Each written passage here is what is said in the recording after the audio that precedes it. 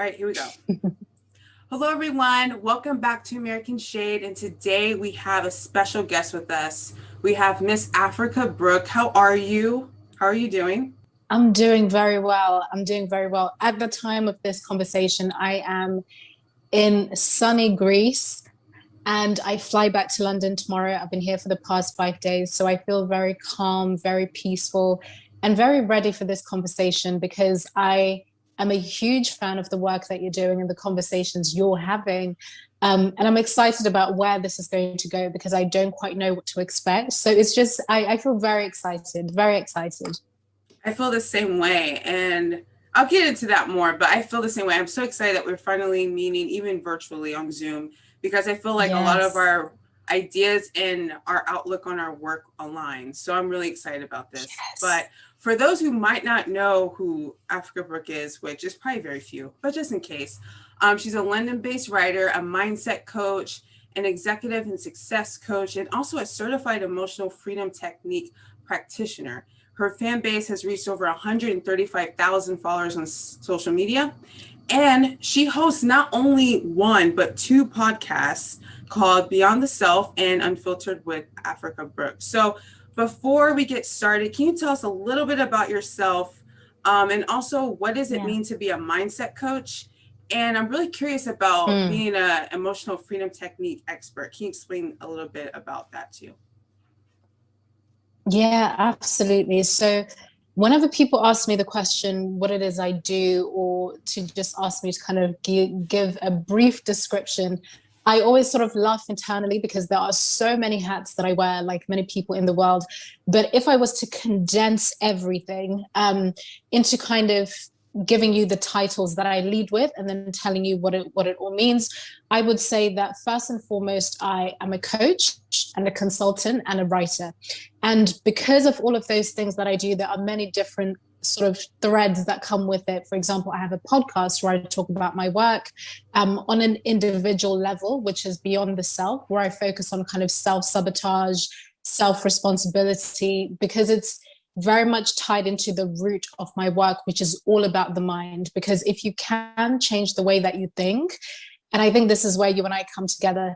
If you change the way that you think, if you really review your internal world, you're able to change so much externally. So my podcast, Beyond the Self, is a space where kind of all of my work when it comes to the internal shows up. And then my other podcast, Unfiltered with Africa Brooke, is where I take a look at concepts like self-sabotage and self-censorship, but on a collective level, where I look at it through the cultural lens. What is happening in society right now? How have we moved from just understanding what self-sabotage looks like into what collective sabotage looks like when you have a group of people or you have a community that very much think they are doing things that are in the name of positive change when actually it's taking people back. Again, this is why I think our work comes together. So mindset coaching is essentially, as I kind of mentioned before, when you have a close look at what is happening in your internal world, we tend to externalize so much, and we neglect the power of the brain. We neglect our thoughts. We neglect the fact that you are really not the person.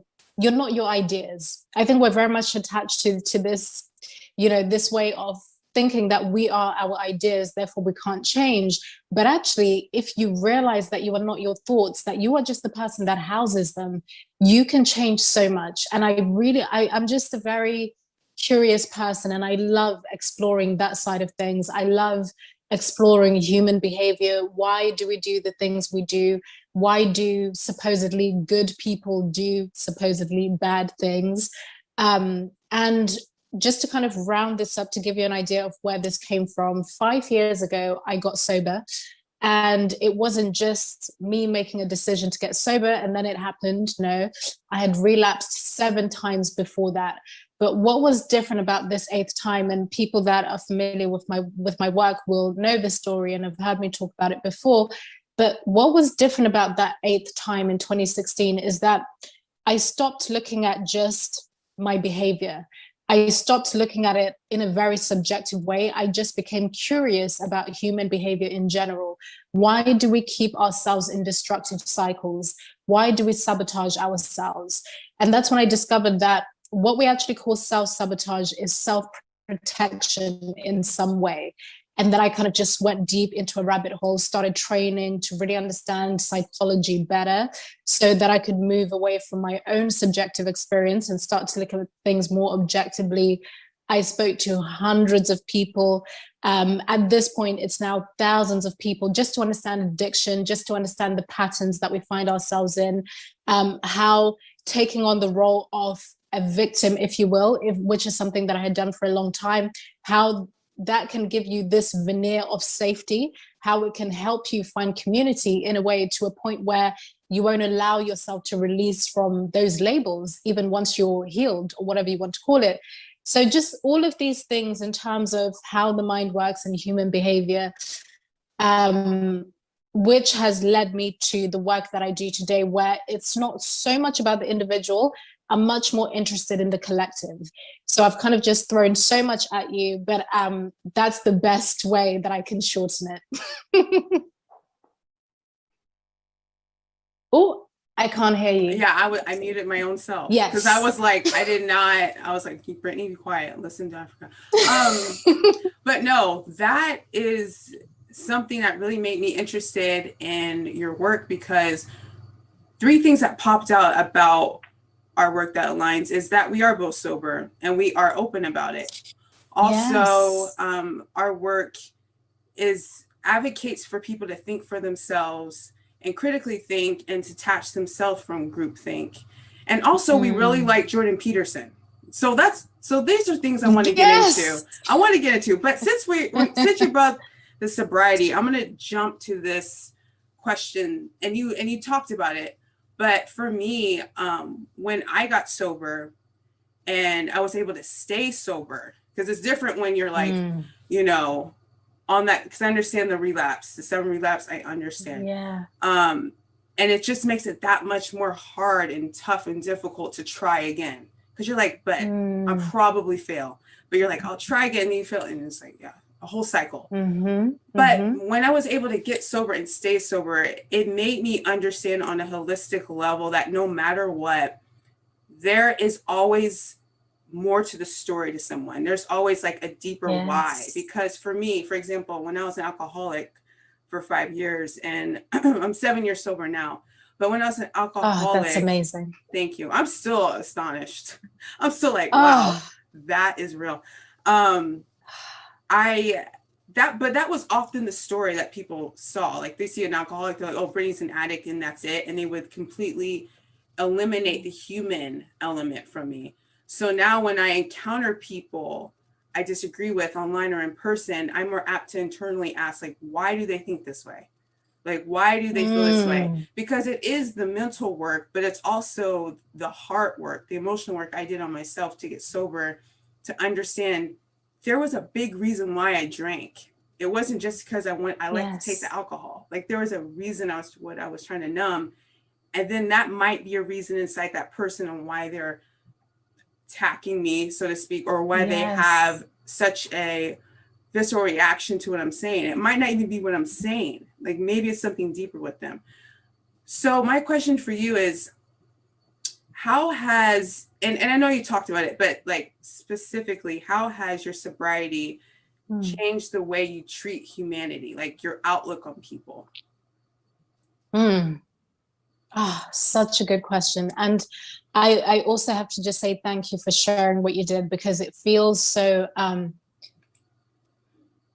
validating is the word that comes to mind. And it's a word that I don't use often, but in this context, I think it's really useful, because when you meet another sober person who is able to share with you the fact that it wasn't just about making a decision and then it was done and then it stuck. No, it's a grueling process of introspection, of making decisions that you really don't want to make. It's not as profound as it sounds, right? The actual process to maintaining sobriety. So to hear you say that back, and to hear just 7 years, it's just, it's so delicious to the soul to hear. So thank you very much. And to your question, just a beautiful question. I would say, Brittany, that, and I'd love to know what you think about this. I think my sobriety really is the foundation for everything in the way that I perceive the world. And I would say the biggest pillar of that kind of holds everything together is that human beings are capable of change. And I know it sounds so simple, but it seems to be something that has been kind of violently removed from society in such a bizarre way, when all you have to do as an individual is to look at your own life experience. You're not the same person you were a year ago, even if you wanted to be. You're not the same person you were 5 years ago. I mean, when you have real life conversations with people like this, then it sounds so obvious. But in the digital world, which is where we spend most of our time now, it's almost as if it's, there's something really taboo and scandalous about saying people are capable of change. So for me, my own sobriety is really that tangible evidence that allows me to know that actually we are capable of change, and we need to remind people of that.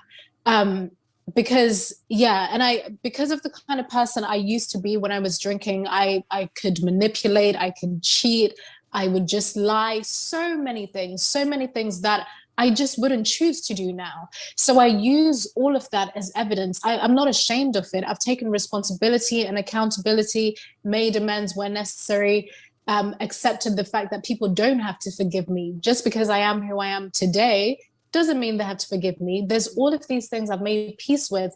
And I use that as very valuable information when I encounter people that maybe trigger some things within me, or people that have done wrong and are being, penalized for a mistake that they did years ago or even last month. So I would say my sobriety really is that foundation that allows me to not only humanize myself, but other people. 100%. I literally said this too, and I know Kimi Katiti. Yes. Yeah. When we had a conversation, I said that. I said it might sound naive to say, because I was able to change my life, that I bring that over and that transfers to how I see society and how I believe people can really change. Because I honestly thought I would die an alcoholic. Like, I did not ever think I was going to get sober. And for me, it was, a mental game, of course. But I do think a lot of it has to do with my faith in God. I know a lot of people take their own avenues, but for me, it was me making a logical decision that I was going to change my life and give my life to Christ. And I was in church, and I was hungover in church. My friend actually dragged me to a Sunday service. I had just partied the night before. I was still a little drunk. I was hungover. I was throwing up that morning. I'm talking way too much about this moment, but whatever. And she was like, "You promise you're going to go to church?" I was like, "Okay, I'll go." So I go. And when I say that, no, this is good. This is good. Yeah. The sermon was completely tailor-made for the situation that I was dealing with. And I made a logical conclusion, not an emotional, like, "God, I'm so sorry." No, it was, I don't want to die. I don't want to die like this. And from that day, from February 16th, 2014 was that day, I have not drank. And it was a mental shift. It was a transformation of my mind. I mean, it's even in the Bible, transform your mind. That's when you can change. But you have to make the choice. So that is why I'm a proponent for people to think for themselves, because if you can think for yourself, you can make your own decisions, and you won't be relying on groups to make those conclusions for you. And also, I believe people really want to make their own choice, but because they've inserted themselves in groups, it's not that they don't have their own mind, it's that they're just afraid of what the group might do to them. They're afraid because they know they participated in it. And they're like, "But I don't want this smoke. Like, I don't want this." So everything you said is exactly why I champion people. I'm not saying think like me. I don't want you to think like me, because you're not me, you're you. And that's a powerful thing. I just want people to know how powerful their mind is. But you have to choose to want to go on that journey to find that power. It's only you. That's the only person Oh stopping yeah. you from that. Yes. So I share that. Yes. But can we fall back before we got into this work? Can we talk about the moments where we did follow the herd? Like when we were a part of GroupThink. Because like I said, I know that we're advocates about it because we know that how damaging it can be to follow the herd and not even understand why you're following people and why you're believing what they believe. Can you talk about your aha moment when you had this mental revelation that exposed that your thoughts weren't exactly your thoughts? Yes. And you know what?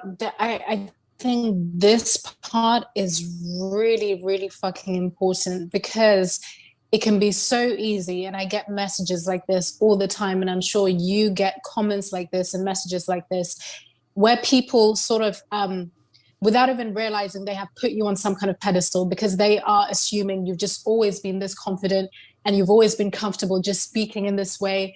But what people don't see, which is something that I like to remind people of, is that none of this is overnight. And I can speak specifically for myself. None of this is overnight. Some people listening and most people might know me from an open letter that I wrote in January of this year, January 2021, which was titled "Why I'm Leaving the Cult of Wokeness." It's a letter that it was an open letter, me declaring that I'm not playing the game anymore, which is what I call it, the game. And I'll get into the specifics. But it was 2 years in the works, this letter.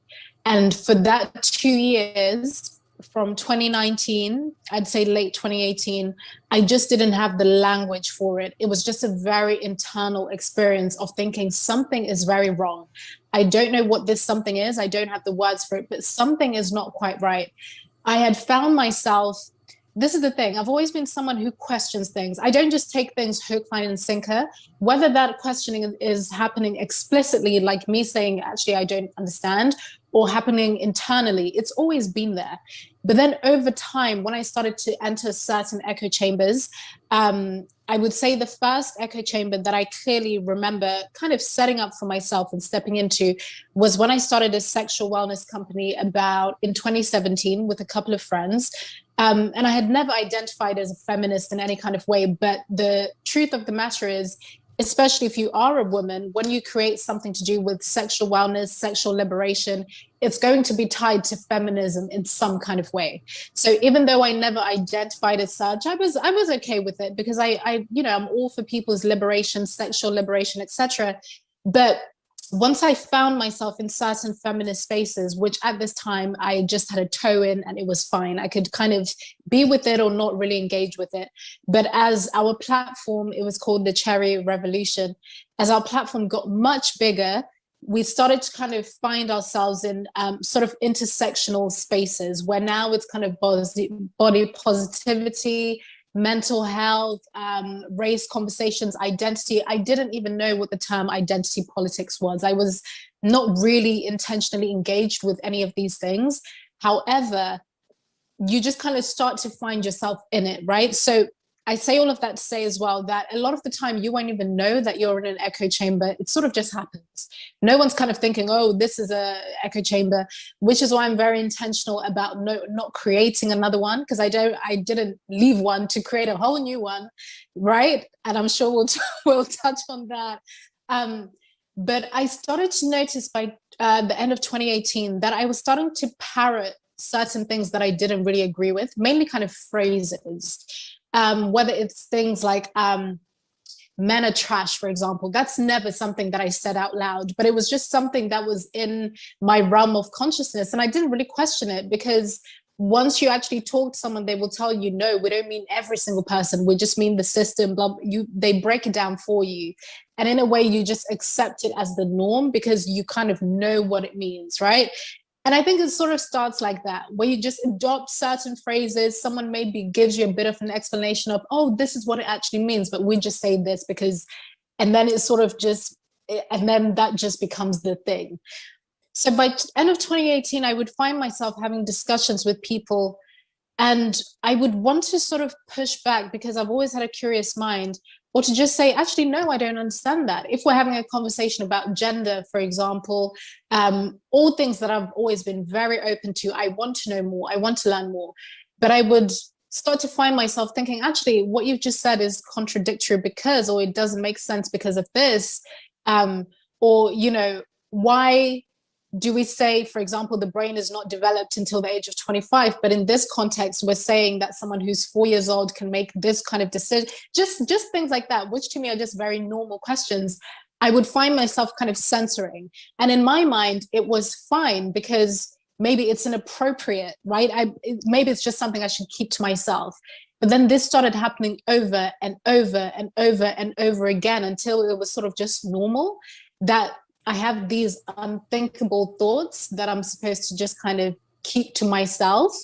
And at the same time, I'm parroting certain phrases that I don't even believe in, but I know that if I question them, I will be ostracized by this community. But at this time, it was just normal. I wasn't thinking, oh God, something sinister is happening, because it's happening all around you. So it's normal, right?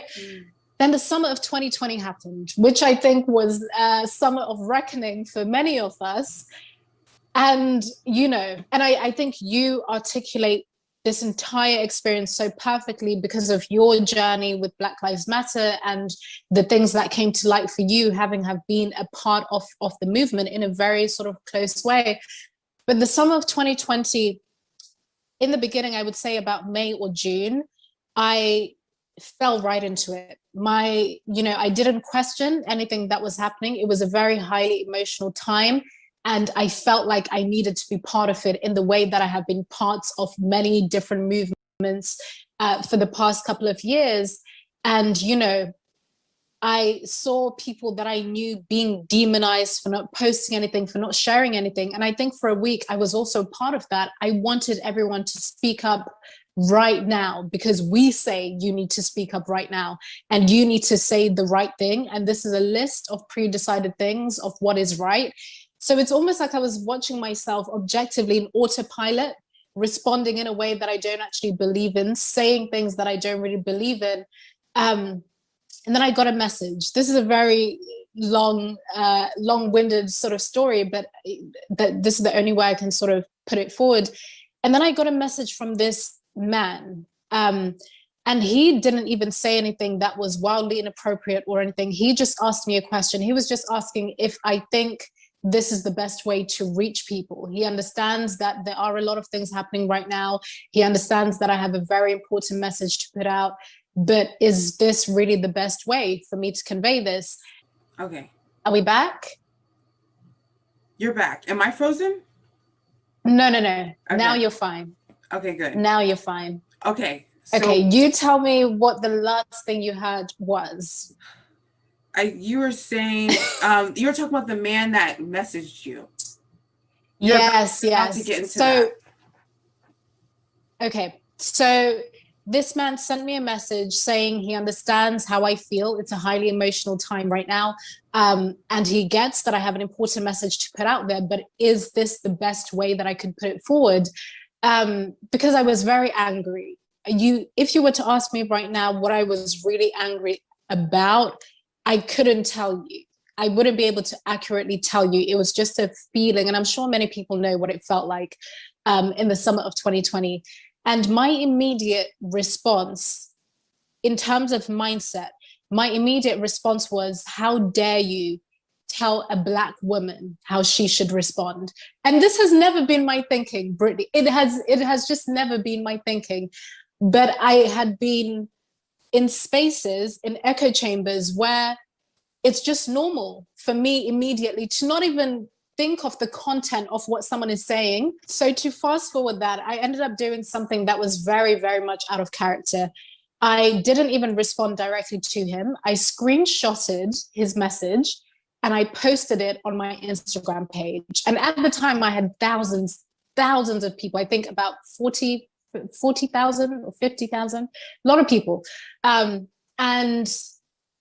in short, I was putting out a message that was essentially saying that you have no right to message Black people, a Black person, telling them how they need to be responding to what's happening right now. In that time, I didn't have to do that. That's never something that I would have done before, or at least I thought that's not something that I would have done before. I had the option to engage with this man in a private manner in the way that it had done me. But a part of me knew that there are more social points in me not responding to him and making it a public, taking it to the court of Instagram. And as soon as I posted that, I think about 3,000 people in the space of maybe 25 minutes, 3,000 people liked it. They were telling me that I had done the right thing. And something inside me just woke up. It was like a snap. And then I was like, no, there is nothing normal about this. Like there's actually nothing normal about this. It's almost like everything that I had been suppressing for the past 2 years, the things that I knew, actually, this is not okay. Why are people getting ripped up in comment sections just for asking a simple question? Why am I parroting things that I don't even believe in? Why am I regurgitating information that I haven't even looked at myself? Why am I buying into this idea that, for example, Jordan Peterson is the most evil person walking this earth, even though I had never engaged with his work beyond a 3-minute soundbite? All of these things, it's almost like it was like a snapshot. So this was the summer of 2020. And I knew in that moment that I had to revisit the past 2 years in a way that I never had done before. And writing has always been my avenue. And then I just started writing that open letter from that time. And it was also very interesting because for the past 5 years, I have been working with people when it comes to self-censorship, when it comes to self-sabotage, but in different contexts, right? It had always been about the individual. And I was thinking to myself, I'm someone that has a responsibility to support people with certain things. And I'm responding in this way. And I'm seeing some of my own colleagues, people who are very highly regarded in their fields, participating in this. At the time, I wasn't using language like cancel culture in the way that it's used now. But that's exactly what it was. So it was, it's as if everything was kind of turned around for me in that summer of 2020. So that was what I would say the defining moment was. But then once you're awake to one thing, you kind of start seeing it in every other area. And that's what it has been like since then. But yes, that's the very long answer to your question. The thing is, your answer, Africa, this is scary. If you would see my notes right now, the timeline of how I was going to break down, like when I had my mental confrontation, 2018, 2019, I'm like, listen to you, like, this is exactly what happened to me in different ways. Really? But okay, so 2018, like that is when, and it didn't, like you said, it didn't happen like right off the jump. It was a gradual happening, and it happened, it occurred at the last, I'd say 4 months when I was leading Black Lives Matter in Columbus. And it wasn't my organization because I was at the helm of it and I was able to organize it and tailor it to the city. But when I would go to other BLM groups, or not even BLM groups, it could just be, liberation groups, I would be in there internally questioning things. But I would never speak out against it because I thought it was me. I was like, oh, this is like some anti-Blackness in me, or this is like work I need to do, or I'm off. Like I did not think anyone had the issue. I thought it was me, but then deep inside me, I'm like, but this doesn't morally align with me. Yes. And then also I was saying things that I thought I believed in, like, but they were contradictory. Like, white silence is violence, but when we come to, discussions and in spaces and forums where we're having dialogue on race relations, we want people that are non-Black to be quiet. Like, don't say anything, just listen to us. So when I really started thinking that, I'm like, I'm saying this, but I posted this. That doesn't make sense. Of course they're confused. Of course people would be confused because I haven't even logically made sense of what I'm speaking and saying. Yes. So yes, around 2018, that's when I started having internal, questions about it and was like, I think this is going to backfire one day. I'm like, I think this dialogue, I think people are going to call it on its bluff one day. But I'm like, maybe not now, because white fragility was hot. And this is when everyone wanted to be woke and everyone wanted to be a revolutionary. So I was like, maybe I'm tripping, but I don't know. So then I go to NYU later in the year, like the last month or so of 2018. And it's funny, like you said, you got that message from that man. And right when you said that, I'm like, I got like a figurative message too that clashed with my mind, that set me on this track.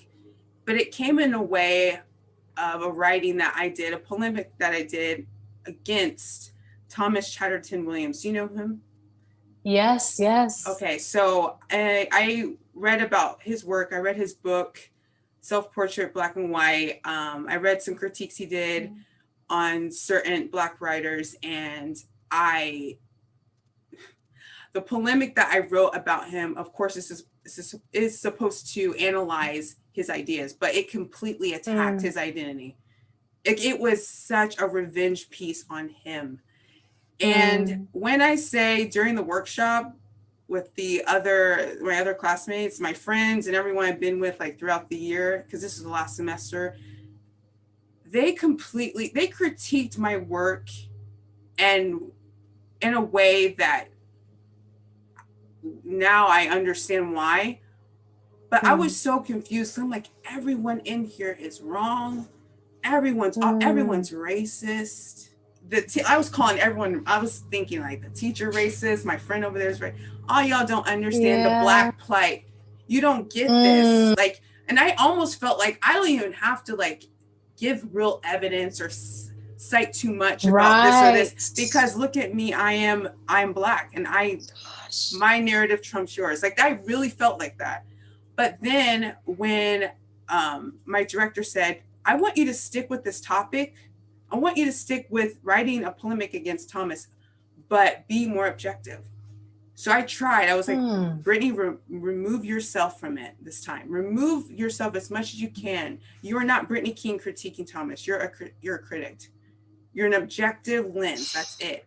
When I did that, one, I got an A on my polemic. But two, I realized the ideas that I first thought I initially disagreed with, when I logically made sense and came in good faith with what Thomas was saying, I realized there were a couple of things I did agree with. I was like, oh, I totally get why he said that. And I actually agree with it. So then after I graduated is when I did my own coursework on myself. And this was like December 2019.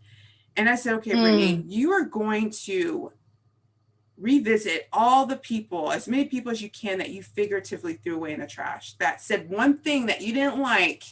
You're going to learn something about them, or just hear them. You don't have to love them. You don't even have to be like, okay, I'm going to take them in, put them on my bookshelf. No, just consider their point. And if they have nothing to say, move on. So I was, listening to all these people like Shelby Still, Thomas Soule, like all the people. I was like, nah, I ain't about it. And other people, not just on race, just on anything. Yeah. And then I stumbled across a debate online, and it had Jordan Peterson on it. I had no idea who he was at all. But I was like, man, the way he thinks, the way he's like getting at this information is pretty brilliant and insightful. So I started listening more and more about him. And then I stumbled upon the controversy on the back end. Then I was like, oh, so what am I missing? Like, so instead of just saying, okay, I can't, take in what he says, or I can't consider his thoughts, I was like, okay, I need to vet and see if I am missing a blind spot on him. And I realized after watching debates and reading articles, watching the C-16 hearing in Canada, and doing my own research, I was like, his detractors are completely off, like objectively off. So yeah, everything you're saying is aligning, because it just happened. Like something in me was like, there's something off, like red flags, just little pebbles here and there. And then that confrontation, that was like a mirror. Like, you don't even know why you say the stuff you say, Brittany. You don't even know. So then, but it was that choice not to regress and be like, no, I'm right. It was the choice to be like, I could be wrong. Let's venture it now. That was the thing. And so, and I know that's why we are we're like, just think for yourself, please, guys. Free yourself. But I want to ask you about Jordan Peterson. But I first want to ask you about this, because you talked about how, you know, you would be afraid to speak out because of going against the mob or the herd, and because you know what they might do to you, and things of that nature.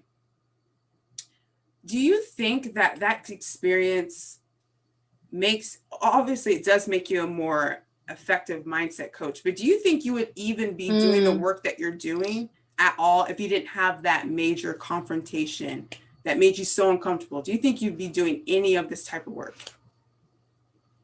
No. And you know what? My major confrontation wasn't even that incident that I've laid out with that man over a year ago now. It actually goes back to what we were talking about right at the beginning, my sobriety. Those 7 relapses were deeply uncomfortable.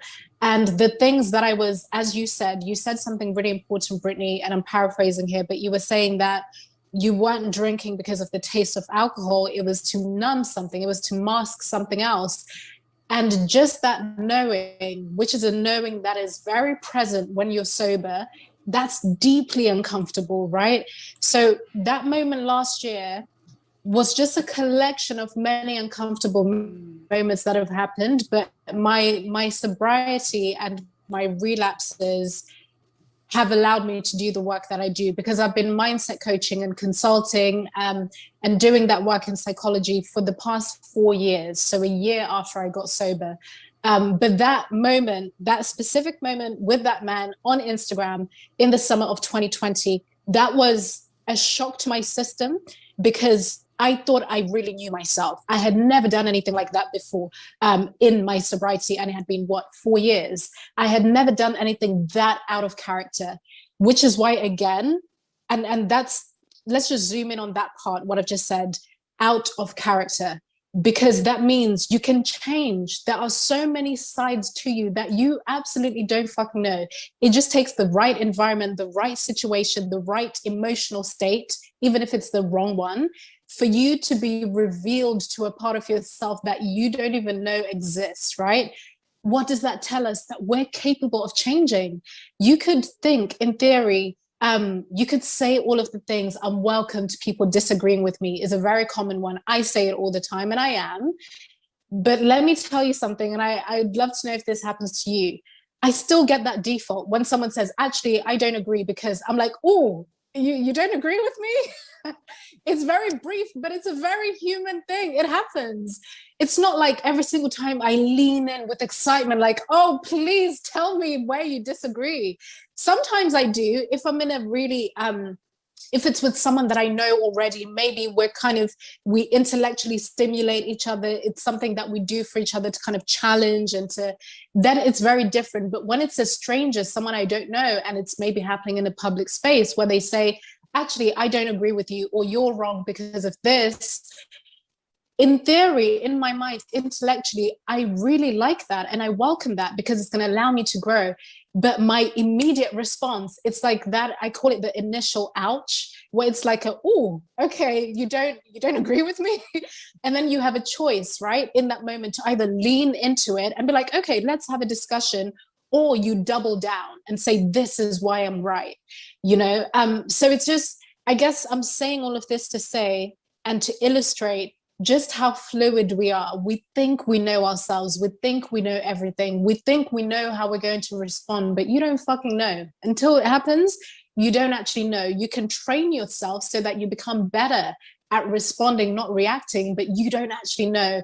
But yeah, I would say that that moment of, or those moments for the past 5 years and beyond, of discomfort and seeing a side to myself that I didn't quite expect, those moments definitely influence how I coach as a mindset coach, how I address issues of the mind, even though I don't really like the word issues, it's what we call it. And it allows me to understand people better and to kind of soften up better as well. I 100% agree with you. I understand that feeling where, and it might not happen every single time with us, but yeah, and it might be like a particular topic that might be, you know, we're more passionate about. If someone disagrees, we might be like, we might not even say it, but we might be like, excuse me. I'm not gonna lie, it's human. And I don't think anyone will ever rid that. And I often describe it as like having hard conversations with people that you oppose or that oppose you just gives you this, like you said, it trains you and it gives you like the mental muscle to stick it out, like stick out the conversation. Yes. But the fact that you're aware of the fact that you do that is good. Like the fact that you can, that you know, like, okay, you're having this, just chill. That's your ego. That's sometimes I have to say that while I'm talking to people. I'll be like, chill out, breathe. It's okay. Yeah. But yeah, it's nothing I don't think anyone just always automatically overcomes, because we obviously see that in the public sphere. People are like, oh, you can agree with me or disagree is fine. And then we see them blowing up.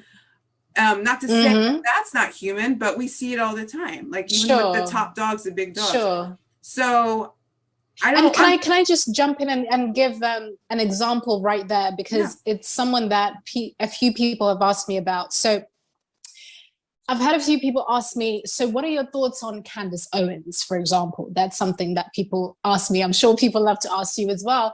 And I say, meh, I don't really take to her. And I say that because I think a lot of the ideas that she puts out are pretty much everything that I've heard from Thomas Soule, from Larry Elder, to be honest, it's just being delivered in a different way. And to me, the reason I'm bringing up her name, I think it's a perfect example of people saying, oh, you can disagree with me, etc. But then when they actually do, you're responding in the exact same way that you push back against. And I think it's important to address those things, because we are in a time right now where that message of I'm willing to speak to people that I disagree with, you know, I'm pushing back against cancel culture, or I'm anti-woke, whatever, is a message that is already being commodified in so many ways. It's kind of like a thing in ways, which is why I don't like to use certain terms, because I know that it immediately puts people's defenses up and they won't be willing to engage with the conversations. But I think I try not to listen too much to what people say. I just watch what they do and how they actually respond, which is why for me, I think it's very honest to say I am very open to people disagreeing with me. And I do realize that I have those initial defaults, which I'm okay with. I don't think it's anything to overcome. I just think it's something to bring awareness to. But I also make sure that I don't put any other thinker or anyone on a pedestal, because many people do prove that they're not actually able to handle disagreement, and they've kind of created new echo chambers so they can stay safe still.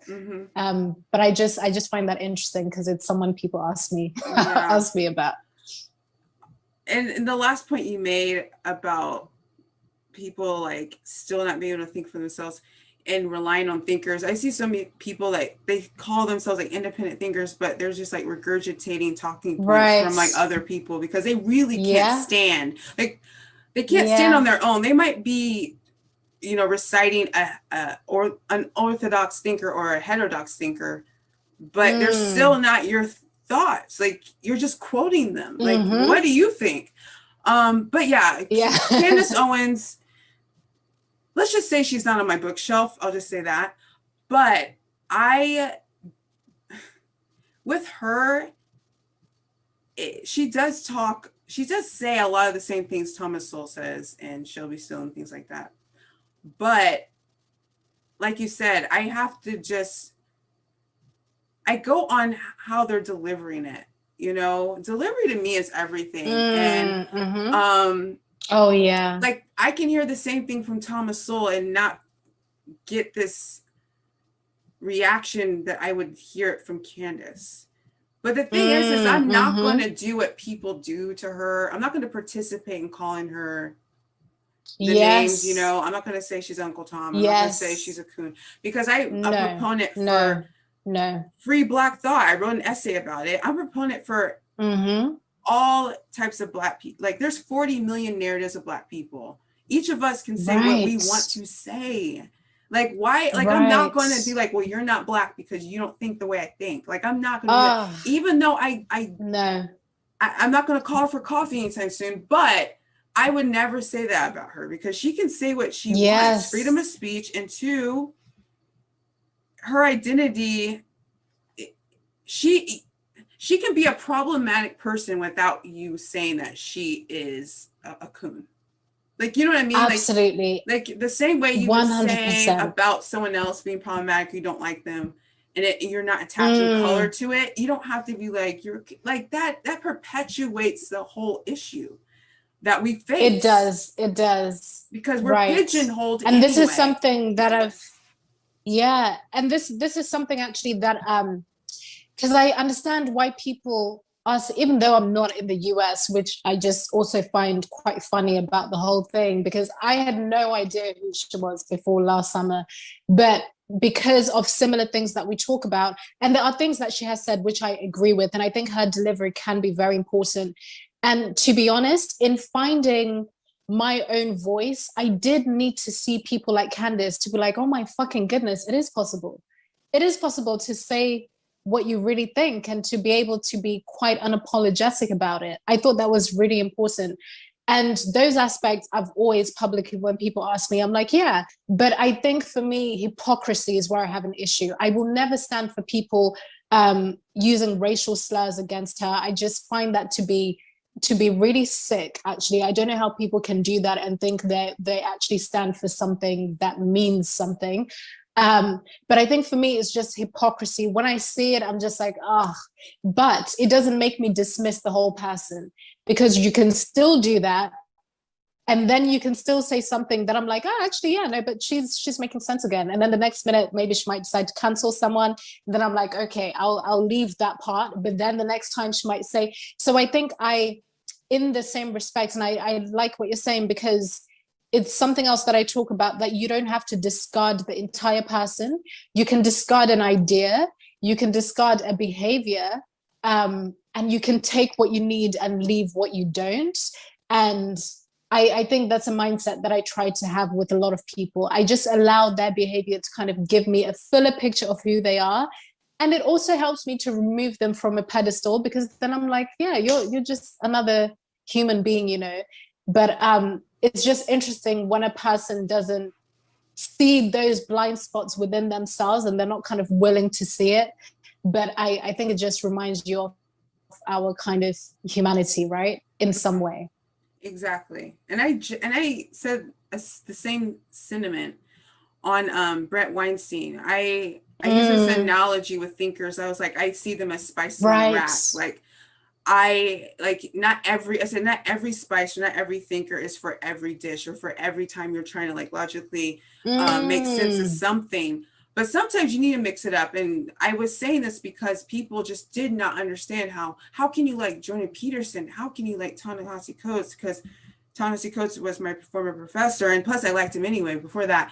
Like, how can you like both of them? And I'm like, because I don't think either of them are Bibles. I don't think they're all wholly right or wholly wrong. Like, I get certain different things from quotes that I get from Jordan. Like I really admire more so his mind and how he critically gets at ideas. And I really admire Ta-Nehisi and how he helped me write better as a journalist. I really love the way he constructs your prose. Like, and then other people that and the thing is like, people might look at Jordan and not like him for the same reasons I like. Like, it's that's the downfall sometimes, is when people just say this one person is the one person I follow, or these 5 people I follow, and no matter what, they're right. Which is why people love, it's so polarized, because people are being like the cheerleaders of these people, even though they're like, actually, I disagree with that. they feel like they're betraying them in some way if they critique that person or challenge them. Like, no, like that's life. Like, don't you do that with your friends? I'm sure that your friends don't do everything that you think is correct. And when they do something that you think is foul, what do? Do you say, no, that's okay, girl, you do it? No, you're like, yo, you're better than this. It's like, I don't understand why people, I think people are just afraid of confrontation. I think, why do you think people are so afraid of speaking out? Is it the mob? Like, is it cancel culture? Or is it just people have a lack of confidence? Like, people aren't used to that. Like, what do you think? Especially from your side as a mindset. Oh, such a good question. Yeah, such a good question, Brittany. And I think it's multi-layered. I don't think there's one answer. If I was to really simplify it and kind of bring it back to the self, which is easier for a lot of us to kind of hold, I think we have a fear of being abandoned. I think at the simplest level, when you think about it, a fear of being abandoned, you can call it a fear of being rejected, a fear of being cast out of the community, which is a very human primal thing. You can't get rid of it. The need to be accepted and wanted, it's a very human thing, because there was a time thousands and thousands of years ago where if you were cast out by your community, you would die. You would actually die. You wouldn't be able to survive. And that's hardwired within us. And we just have to navigate it in different ways in the modern world. But if we are to look at this through the lens of what people call as cancel culture, which I also refer to as this unforgiving culture, I think there's something called cancellation by proxy, where people have seen what happens to the people that speak out. People have seen, right? Think of how we're not just in a time anymore where you have to be a celebrity or a public figure to have a huge number of nameless, faceless people demanding you to prove your goodness, demanding an apology, demanding you to have the right thought, the right opinion. Our lives are heavily digitalized. And I would say, and I'm still doing, I'm doing a bit of research actually to really look at the impacts of 2020 all around the world, being in lockdown, isolation, and, kind of turning to our mobile phones, our devices as a way to connect. I would say last year, a lot of us found ourselves being in the digital space more than we did in the real world, if you will.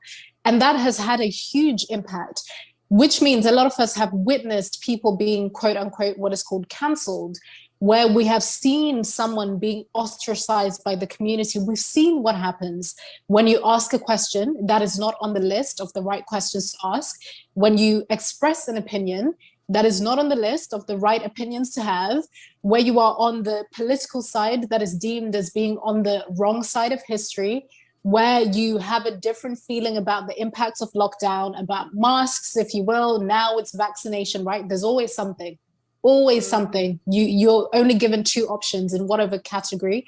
So there's a huge fear, and it's not just the fear of the self anymore, it's the collective. And the running commentary, what I think of it as is, I've seen what happens to other people when they choose to be themselves. I've seen what happens to other people, and I'm not going to let it happen to me. So it happens. That's why I'm so fascinated with self-censorship, because you won't even realize you're doing it a lot of the time. Because once you start censoring your own thoughts and you become very skilled at doing that, why the fuck would you allow someone else to publicly express their thoughts when you won't even give yourself the same permission? So there's a lot of resentment there as well. Like, how dare you feel that you have the right to express yourself when I can't? So it's a very multi-layered thing that comes back to abandonment. That is, I mean, I'm saying I agree, but yes, that's how I feel. I feel about cancel culture.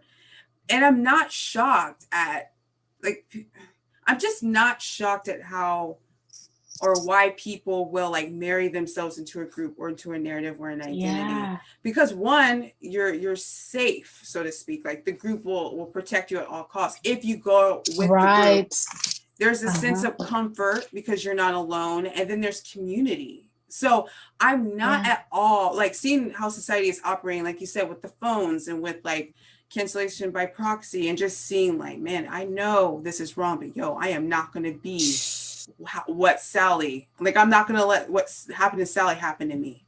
And they just keep it in internally, like we were keeping it in until we had to say something.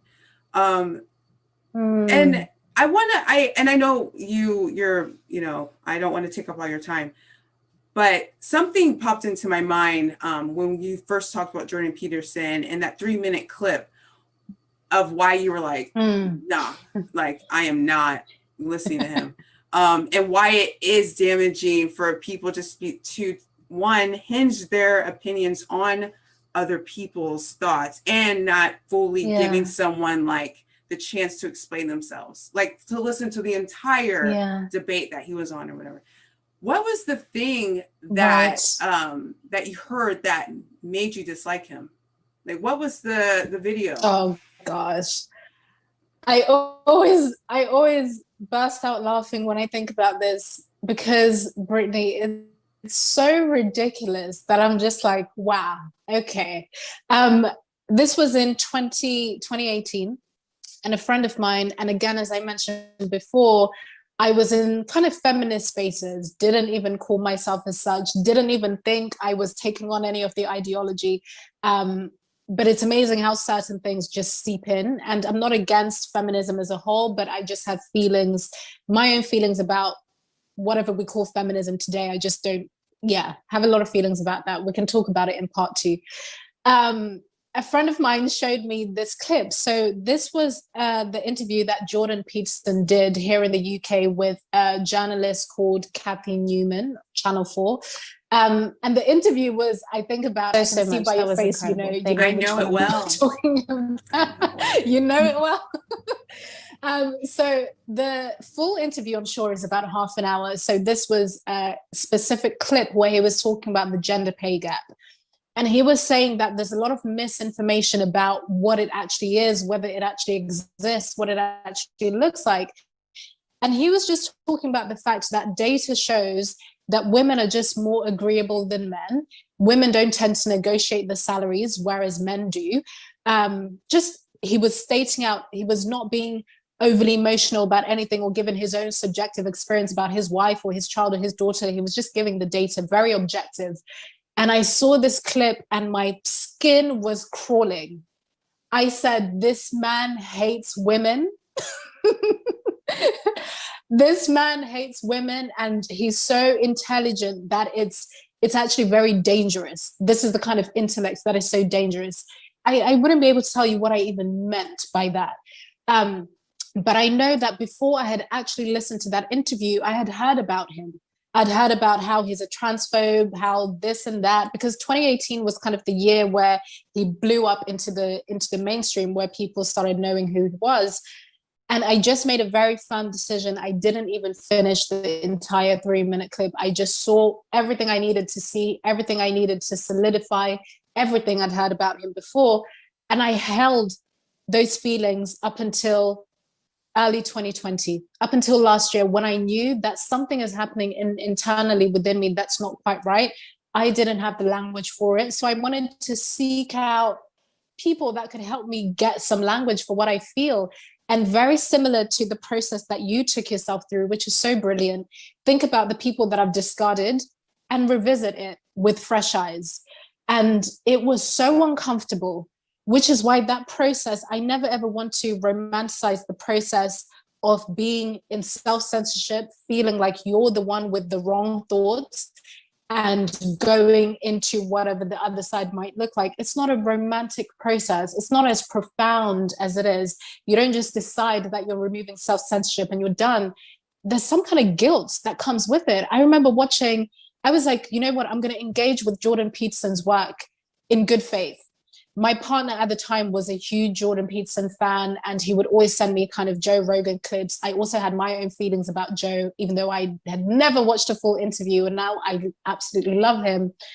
And I was like, you know what, I'm going to engage in good faith. And I just watched a lecture. I felt so uncomfortable. I didn't want to agree.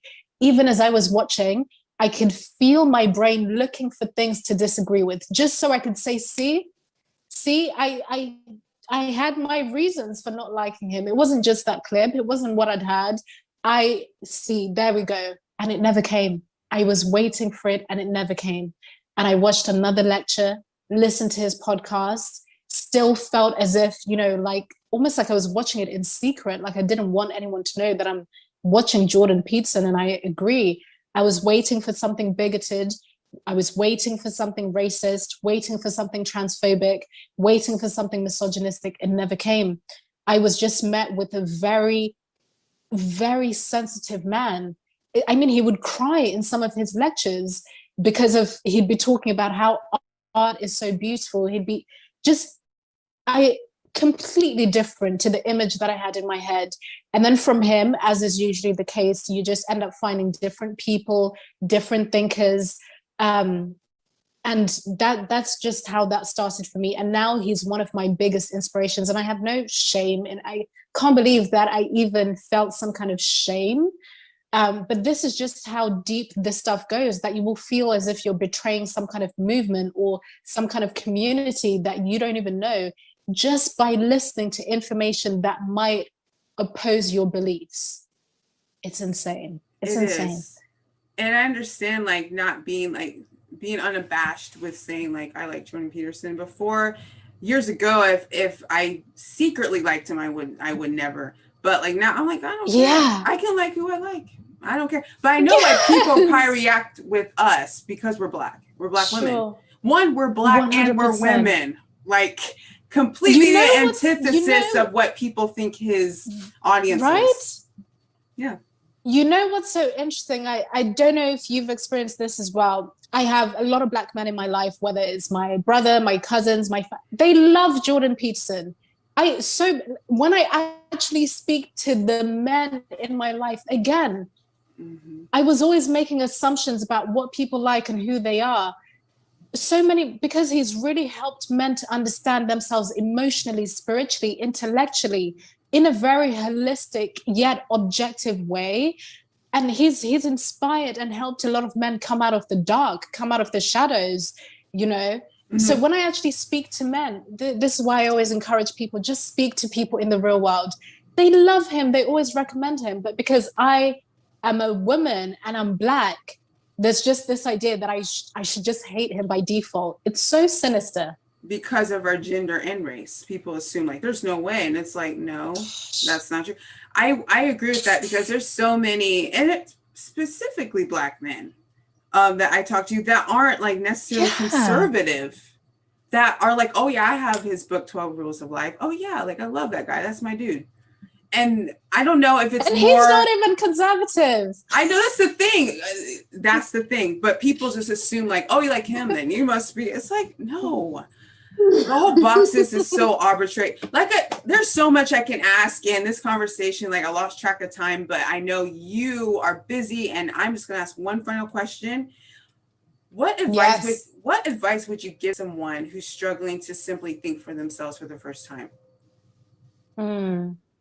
Someone who's struggling to think for themselves for the first time. First of all, the advice, if you will, but I see it more as an invitation because I think there's so much advice out there. I can just give an invitation. I would say, I invite you to stop entertaining the idea that you can't think for yourself, because I think that's what we do. We tell ourselves, I can't think for you can. You're just censoring those thoughts. So maybe the first step, and this is just really simple, it's not big, profound advice or information, but first start to get rid of this idea that you can't think for yourself, because we're taking in so much information that is making it seem that way, but that's not true. On a day-to-day basis, even in the simplest way, you're the one that decides when you're going to wake up. You're the one that decides that you're going to brush your teeth. You decide which side of the room you're going to walk to first. Just really simple everyday things that allow you to understand that actually, yeah, I do think for myself in very simple ways. So maybe I could apply that same thing in something else. So I always say, let's start as small as possible. Then the second thing I would say is to realize that you don't have to externalize everything. I think the pressure for a lot of people comes from thinking, okay, now that they feel this way, they have to share it, whether it's on their Instagram page or talk about it. You don't have to. It can be a very internal process. And I would actually argue that it needs to be an internal process to begin with. listen to people. I think, Brittany, you've laid out a really powerful process. Think of people that you have maybe discarded, people that you have told yourself, I can't listen to this person because they're this, because I've heard. We have access to way too much information, I would argue. But if you look specifically, find those people again, sit through that discomfort and just listen to people that think a little bit differently. Start to get curious about your own thoughts. Take it as a little project for yourself, something you don't even have to share. Just make it a private thing that will allow you to really cultivate the internal confidence you need to maybe one day externalize those ideas. So I think it's kind of like a slow and very simple but sustainable process. And it starts by you telling yourself that actually you do think for yourself and you do it every fucking day. Yeah, that's perfect advice. And I love that you said it's slow, it's gradual, because for us, it both was that way. Yeah. Even though it was happening unbeknownst to us.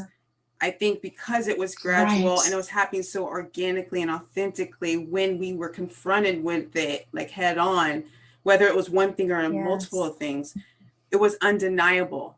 And then we were like, yo, we can, the choice is simple, but it's hard. That's the thing. It isn't easy. But it's so freeing. Wow. It is so freeing. It really is. And if you want to know more information on Africa Brooke, if you want to get more information on how to do the internal work, she's a mindset coach, people. Like, you have a website. Can you tell us where we can find your website and your social media so people can get more gems from you? Absolutely. So my website is africabrooke with an E at the end.com.